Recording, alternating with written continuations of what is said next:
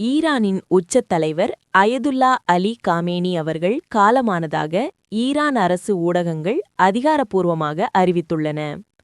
கிடைக்கப்பெற்றுள்ள தகவல்களின்படி சில முக்கிய விவரங்கள். பிப்ரவரி 28 அன்று இரவு நடந்த தாக்குதலில் அவர் கொல்லப்பட்டதாக கூறப்படுகிறது.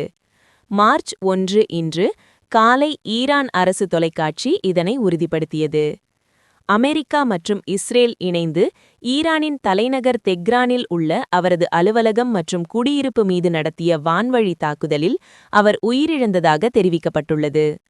ஈரானில் 40 நாட்கள் துக்க தினம் அறிவிக்கப்பட்டுள்ளது. மேலும் 7 நாட்கள் தேசிய விடுமுறை அளிக்கப்பட்டுள்ளது. இந்த தாக்குதலில் காமேனியின் மகள், மருமகன் மற்றும் பேரன் ஆகியோரும் உயிரிழந்ததாக செய்திகள் தெரிவிக்கின்றன. அலி காமேனி 1989ஆம் ஆண்டு முதல் ஈரானின் உச்ச தலைவராக இருந்து வந்தார்.